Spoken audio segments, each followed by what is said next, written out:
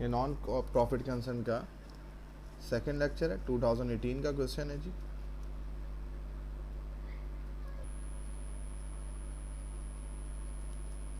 Following are the receipt and payment of Asim welfare society. ये receipt के कुछ amount है, subscription, other revenue, rent revenue. ये ध्यान में रखिए कि ये तीन चीज़ें आपकी इनकम का पार्ट होंगी, लेकिन long term notes payable receipt में तो आता है कि इससे ऑर्गेनाइजेशन में, वेलफेयर सोसाइटी में पैसा आया, बट ये इनकम का पार्ट नहीं है। सिमिलरली पेमेंट में सेलीज आपका एक्सपेंस है, स्टेशनरी और इक्विपमेंट परचेज डायरेक्ट एक्सपेंस नहीं है। डेप्रिसिएशन या यूज इनको फर्दर बताएंगे तो पता चलेगा कितना एक्सपेंस है। Insurance, repair, utilities, interest expense, miscellaneous expense, ये आपके डायरेक्ट एक्सपेंसेस हैं। अब आप इधर देख लीजिए बेटा, पहली एडजस्टमेंट है एक्रूड सब्सक्रिप्शन 10,000 और सब्सक्रिप्शन है 140,000।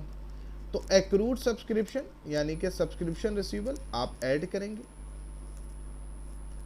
आप देख लीजिए, हमने एक बहुत डिटेल फार्मूला मेंशन करा हुआ है कि इनिशियल अमाउंट में अनंत माइनस करेंगे, करंट रिसीवेबल 10,000 प्लस करेंगे और प्रीवियस रिसीवेबल। अगर ये एक्रूड प्रीवियस ईयर का था तो वो हमें बताता, उसने कुछ नहीं बताया तो ये 10,000 ऐड करेंगे, रफ वर्किंग 150,000 आ गया। आगे बढ़ते हैं जी।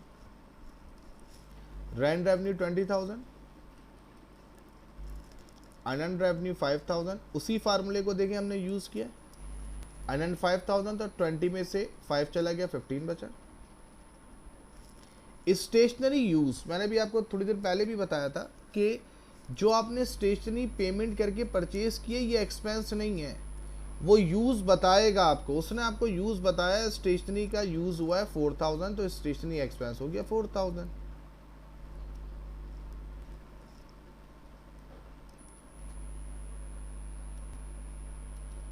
आगे बढ़ते हैं।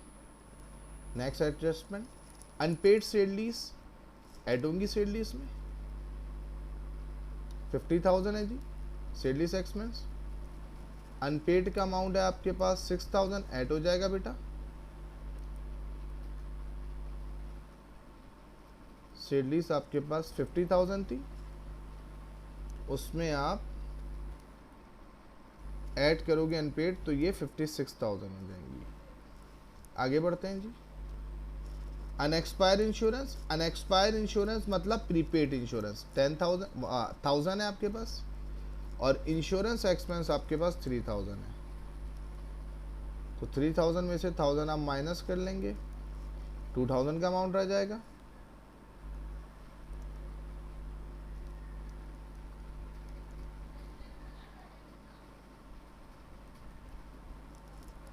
डेप्रिसिएशन आप देख लें, आपको 17,000 दिया है, विदाउट टेंशन डेप्रिसिएशन 17,000 आ जाएगा। सबसे इंटरेस्टिंग बात इस क्वेश्चन की, last quarter of interest on notes is accrued, यानी कि 3 महीने का एक्रूड, क्वार्टर मीन्स 3 महीने, लास्ट 3 मंथ का इंटरेस्ट आपको देना है।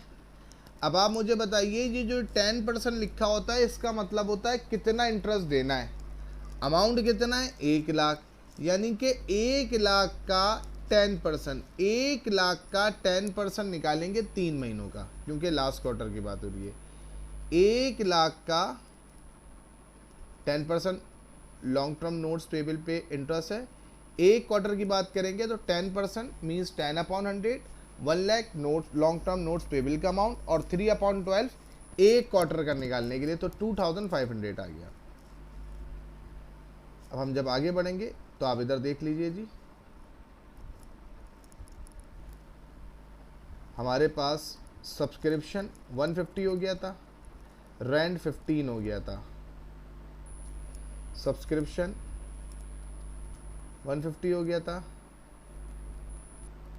रेंट हमारे पास 15 हो गया था। अदर रेवेन्यू हमारा अनचेंज रहा था जी 10,000 से, अदर रेवेन्यू आपका अनचेंज हो गया 10,000 से। फिर आप इधर एक्सपेंस गिनना शुरू करें जी, salaries expense 56,000, insurance expense 2000, count कीजिए। Salaries expense 56,000, insurance expense 2000,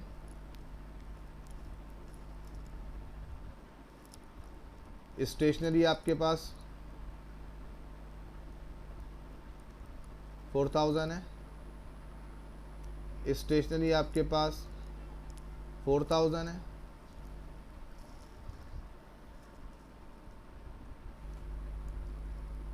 repair आपके पास एज इट इज रहा 14,000,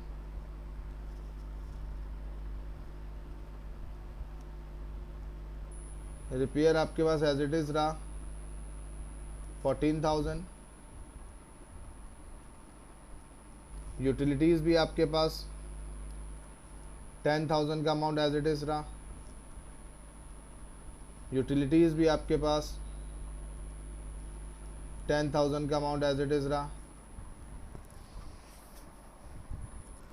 इंटरेस्ट एक्सपेंस आपके पास 5,000 था,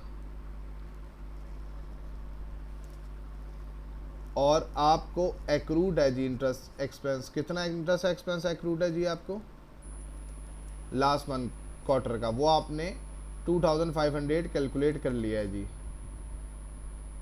तो आप देख लें बेटा, फिर आप बेसिक फार्मूले पे आ गए कि 5000 इनिशियल था, 2500 आपको फर्दर पेमेंट करनी है। पेमेंट 2500 कैसे आया वो आपके पास कैलकुलेशन हमने डिस्कस की हुई है। तो टोटल एक्सपेंस हो गया आपके पास इंटरेस्ट का कितना 7500। आप चेक कर लें जी, इंटरेस्ट एक्सपेंस आपने कैलकुलेट कर लिया 7500।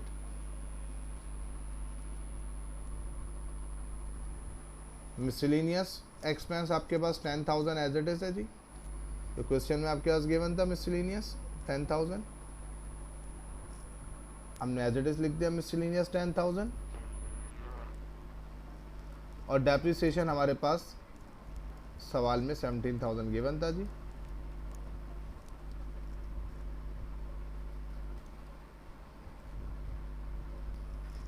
तो जो हमारे पास टोटल जो दोनों साइड का डिफरेंस है वो है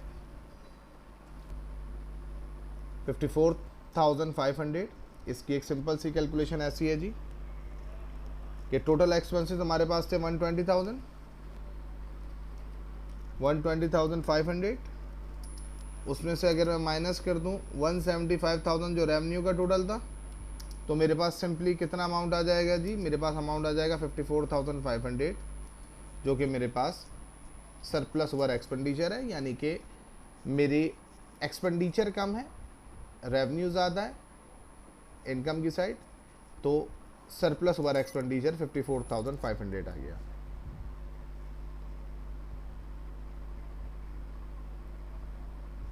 आई होप आपको समझ में आ गया होगा। नेक्स्ट वीडियो में हम नेक्स्ट क्वेश्चन को डिस्कस करेंगे। Thank you very much.